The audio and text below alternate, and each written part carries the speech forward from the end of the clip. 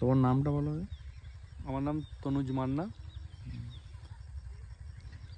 তোমার কতটা মোটামুটি জমি আছে? আমি 1 বিঘে জমি সব রকম সবজি ফসলের চাষ করি।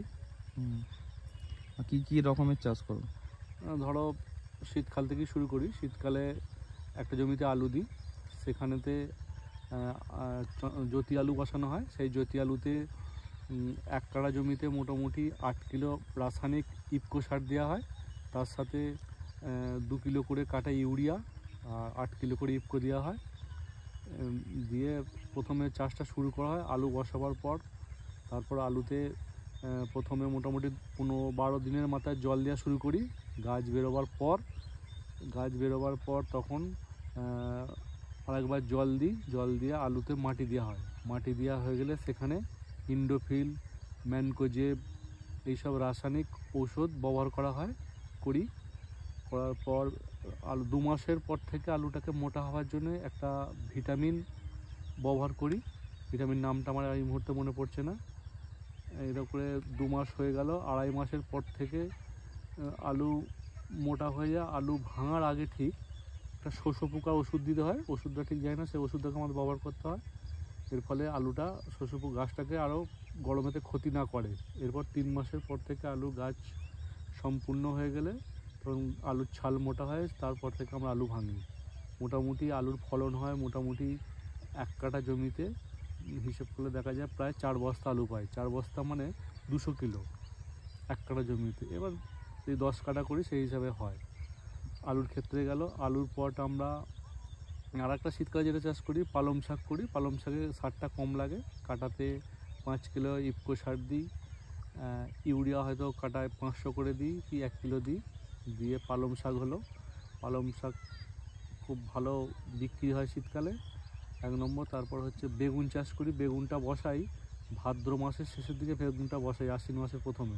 সেই বেগুনে একটু খোল দিতে হয়। সেই খোলটা হচ্ছে মোটামুটি কাটাতে 5 কিলো খোল আর রাসায়নিক সার হিসাবে 3 থেকে 4 কিলো রাসায়নিক সার এবং অল্প 1 কিলো করে কাটা ইউরিয়া দিয়ে পাট করি। বেগুনটা অতিরিক্ত ফলন হয়। এবার বেগুনেতে যেটা ব্যবহার করি সেটা হচ্ছে বিভিন্ন কীটনাশক ব্যবহার করি, কিন্তু আলুর মেডিসিনগুলি যেমন ইন্ডোফিলও ব্যবহার করি গাছ ভালো রাখার জন্যে। আর একটা কীটনাশক ব্যবহার করা সেটা হচ্ছে বেগুনেতেও আর একটা কীটনাশক ব্যবহার করা হয়। বেগুনও খুব ভালো ফলন হয়। বেগুনের পর তারপর বেগুনটা মোটামুটি 7-8 মাসের ফসল। এটা হয়ে যাওয়ার পর বেগুনের পর এবার আমরা যেমন করেছি এখন বেগুনের পর ঢ্যাঁড়স, হাইব্রিড ঢ্যাঁড়সটা বসিয়েছি। হাইব্রিড ঢ্যাঁড়সটা বসাই 2 হাত অন্তর মোটামুটি। না, 2 হাত অন্তর দানা তৈরি করা হয় আর 1 হাত অন্তর দানা বসানো হয়। তারপর ওখান থেকে বরবটি কড়াই বসাই। বরবটি কড়াইটা 1 হাত অন্তর বসাই। এগুলো সার পরিমাণ কম থাকে, তার কারণ হচ্ছে আলু চাষের যে অতিরিক্ত সারটা থাকে সেটা এই সারগুলোতে মোটামুটি হয়ে যায়, তখন আর অতটা সার লাগে না। বরবটি, ঢ্যাঁড়স এতে এমনি মোটামুটি বিনা পয়সাতেই হয়ে যায়, খুব একটা সার লাগে না, খালি জলটা বেশি করে লাগে, গরমকাল পড়ে যায়, তা ভালো হয়। আর ধান হয়, ধানেতে আমরা যেমন বর্ষার ধানটা করি। বর্ষার ধানটাতে সার কাটায় 1 কিলো খোল দিই। 1 কিলো খোল আর 1 কিলো করে রাসায়নিক সার দিই, আর ইউরিয়া খুব সামান্য পরিমাণে দিয়ে 500 করে কাটায় দিয়ে ধান চাষ হয়। নিরঞ্জন ধান চাষ করি, সেটা হচ্ছে বিঘেতে প্রায় 12 বস্তা ধান হয় 1 বিঘে জমিতে। অতিরিক্ত ফলন এবং ধানটাও উন্নত মানের বীজ। এটা ধানটা হয় মোটামুটি 3 মাস টাইম লাগে, কিন্তু ধানেতে সবসময় জল দরকার হয়, জল ছাড়া ধান হবে না। আর ওষুধ খুব বর্ষার ধানে খুব অল্প ওষুধ দিতে হয়, যেটা হচ্ছে ওয়েদার উপর নির্ভর করে। ওয়েদার যদি খুব খারাপ হয় তখনই আমি বর্ষাতে ধান ওষুধ ব্যবহার করি, নাহলে খুব কম। ওয়েদার যদি বর্ষাকালে মানে খুব বৃষ্টি না হয় তখন ওষুধ ব্যবহার, ওই কীটনাশক ওষুধ যেটা ও দোকানে বলি দেয় সেটাই ব্যবহার করা হয়, এছাড়া কিছু নয়। আর লাউ যেমন চাষ করা হয়, লাউতে গোল লাউ, লম্বা লাউ, লাউয়ের ক্ষেত্রেও তাই। লাউতে খুব একটা শীতকালে আমরা ভাদ্র মাসে লাউটা বসে, সেটা কার্তিক মাস থেকে শুরু হয়। মাচার লাউ, লম্বা লাউ এবং গোল লাউ হয়, সেই লাউয়ের ক্ষেত্রেই তাই। কাটাতে 5 কিলো করে সর্ষের খোল, 1 কিলো করে কি 1.5 কিলো করে রাসায়নিক সার, সেই সার ব্যবহার করে প্রচণ্ড লাউ ফলন হয় এবং সেই লাউতে অতিরিক্ত লাভও হয়। লাউ হচ্ছে সবচেয়ে ভালো চাষ। আর কি ফসলের কথা বলি, পটল আছে। পটলটা মোটামুটি 8 মাসের ফসল। সেই পটলের ক্ষেত্রে সে একটা পটল গাছ, আল, যেটা পটলে আল বলি আমরা একদম সাধারণ ভাষায়, সেই আলটা মোটামুটি বসানো হয় ওই মোটামুটি মাঘ মাসে বসাই। সেই মাঘ মাসে বসাবো, মোটামুটি পটল শুরু হয় ফাল্গুন মাস থেকে। এবং এর মধ্যে পাট করি বাদাম খোল দিতে হয় কিছু, কাটায় 5 কিলো করে বাদাম খোল পটলেতে।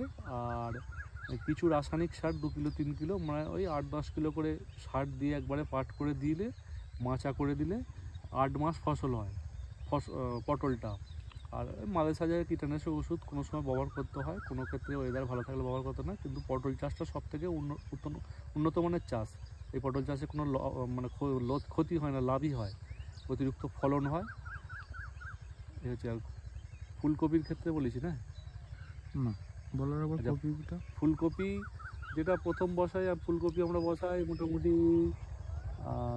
কার্তিক মাসের শেষের দিকে ফুলকপি বসাই, যেটা সেই কপিটা মোটামুটি কাটাতে 5 কিলো রাসায়নিক সার ইফকো, তার সাথে 2 কিলো সর্ষের খোল, 1 কিলো ইউরিয়া দিয়ে ফুলকপি চাষ করি, বাঁধাকপি চাষ করি একসাথে। ফুলকপিতে সবচেয়ে বেশি লাভ হয়, তার কারণ হচ্ছে গুনতি পয়সা একদম, এতে কোনো মানে অলাভ নেই। একটা পিস মোটামুটি 10 টাকা 15 টাকা বিক্রি হয়। কিন্তু ফুলকপি ওই একবার সার দিয়ে দিলাম, মোটামুটি 70 দিনে 80 দিনের পর থেকে ফুলকপি কাটতে আরম্ভ করি।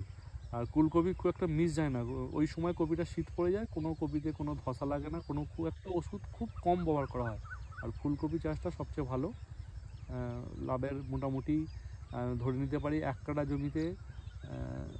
কাঠা জমিতে মোটামুটি 300 থেকে 350 চারা ধরে।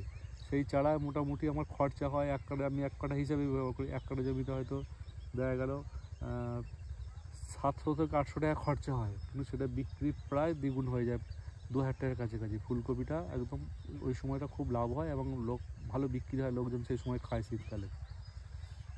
তোমরা কোথায় বিক্রি করো জিনিসগুলো সেটা একটু বিক্রি? আলু থেকে শুরু করে ধান, আলু আমরা বিভিন্ন চাষি, এই বিভিন্ন ব্যাপারী আমাদের জমিতে চলে আসে। কাঁচা আলুটা যখন কিনি তখন আমাদের 50 কিলোর জায়গায় 51 কিলো দিতে হয়। মাটি একদম টাটকা ভেঙে আমরা বিক্রি করি জমিতে। কোনো বছর দামের ক্ষেত্রে বলি 50 কিলো আলুর দাম কোনো বছর 400 থেকে 450 টাকা দাম হয়। আবার বাজারে একটু যদি খারাপ থাকে, ফলন বেশি হয়ে যায়, তখন 350 থেকে 400 টাকা দাম হয়। আমাদের আলুর ভ্যারাইটিগুলো বলো, এখানে কী কী আলু পাওয়া যায়? এখানে আলু জ্যোতি আলু পাওয়া যায়, চন্দ্রমুখী আলু পাওয়া যায়। এবার এখন বিভিন্ন কসবিটের আলু এসছে, যেমন হিমাঙ্গিনী আলু এসছে, তারপরে যে পোগরাজ এসছে, এইসব উন্নত মানের বীজ এসছে। এগুলো অতিরিক্ত ফলন, কিন্তু খেতে ভালো, সুস্বাদ হচ্ছে জ্যোতি আলু এবং চন্দ্রমুখী। এই আলুগুলো আমরা ছোটোবেলা থেকে আজ দীর্ঘ 30 বছর চাষ করছি। তার আগে কিন্তু এইসব বিভিন্ন কসবিটের আলু ছিল না। এখন হিমাঙ্গিনী, পোগরাজ এইসব আলু এসে গেছে, আরও বিভিন্ন নাম, সেটা আমি জানি না, ঠিক মনে পড়ছে না এই মুহূর্তে।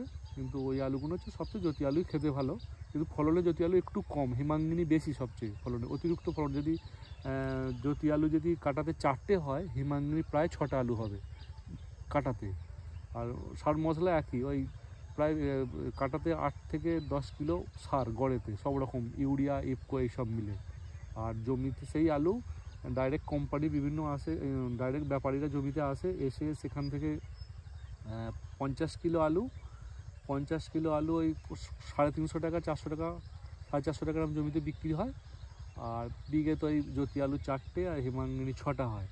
এটার পরে এবার কোনো সময় যদি আরও বাজার খারাপ হয়, তখন আমরা স্টোর করি, হিমঘরে পাঠিয়ে দিই। সেই হিমঘরে গিয়ে যখন আবার বর্ষাকালের দিকে বাজার ওঠে, তখন ভালো মূল্য পেলে তখন বিক্রি করি।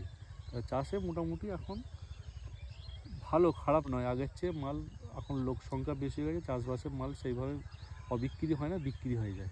আচ্ছা, টাটা আসার আগে আর পরে মানে আমাদের তুমি এতদিন ধরে চাষ করছো, চাষে কোনো রকম কি ফারাক পড়েছে, মানে ফলনে কোনো রকম?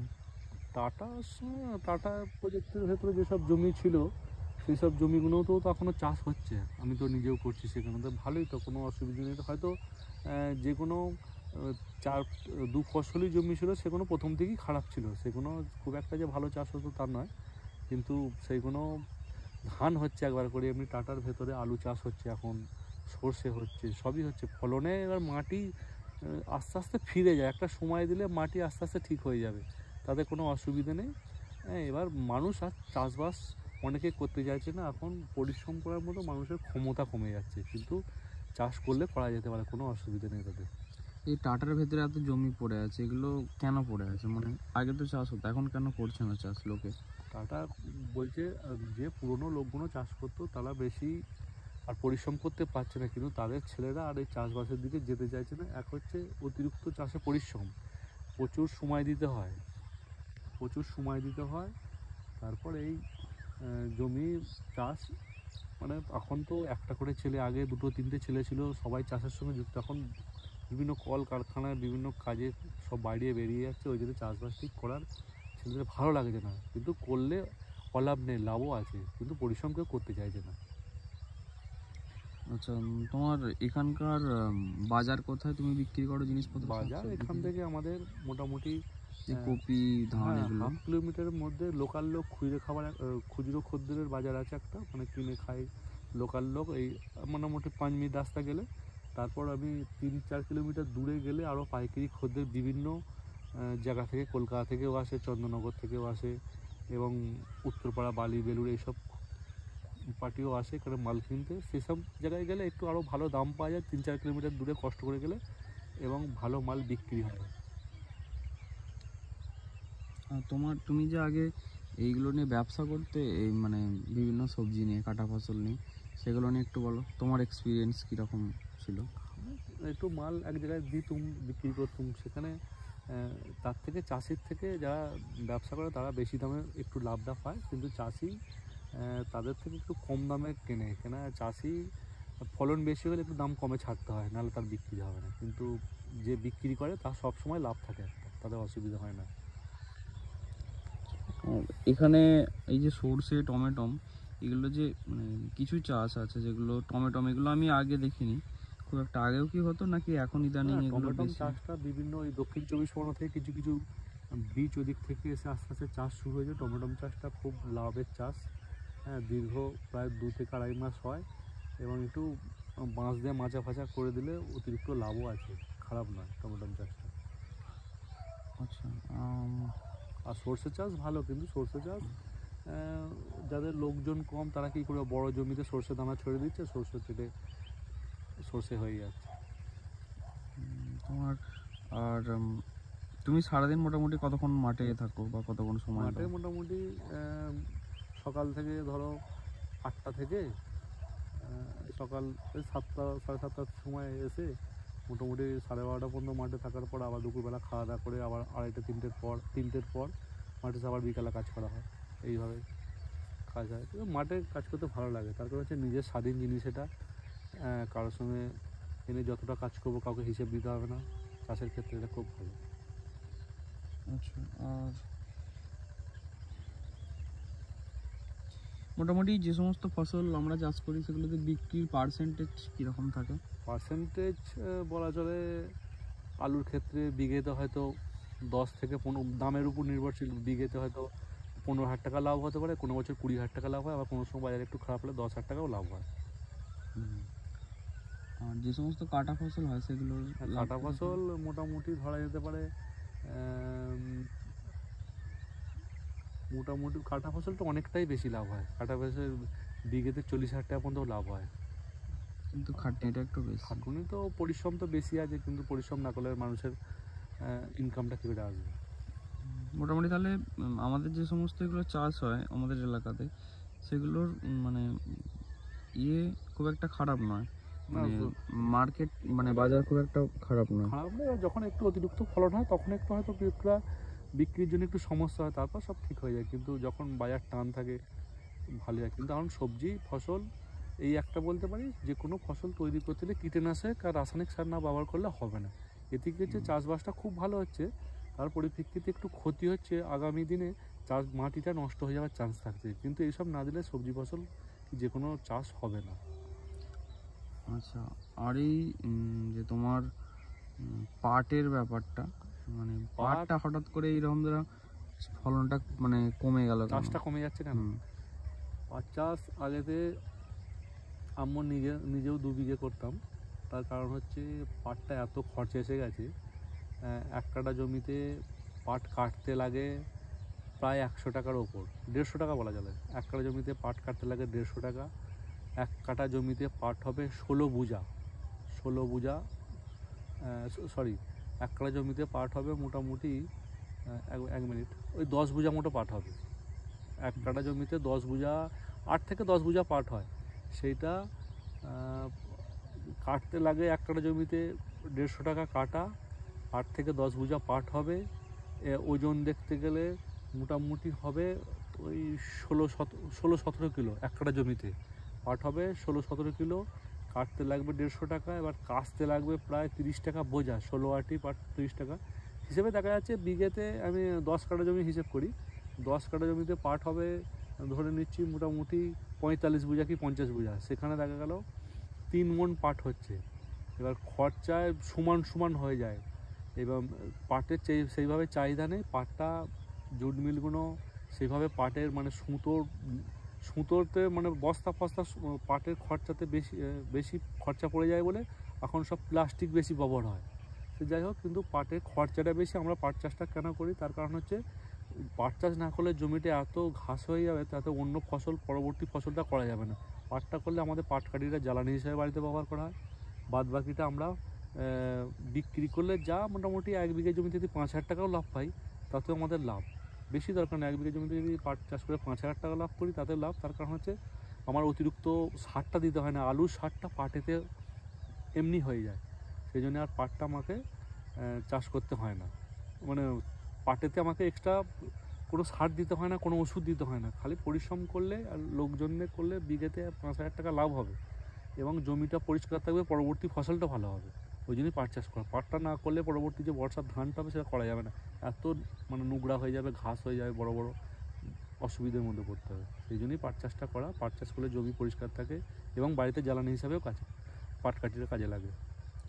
তোমার নাম, বয়স আর জায়গাটা কোথাকার, লোকেশনটা তুমি একটু বলে দাও। আমার নাম হচ্ছে তনুজ মান্না, বাড়ি হচ্ছে সিঙ্গুর, বেড়াবেড়ি, ডিস্ট্রিক্ট হুগলি।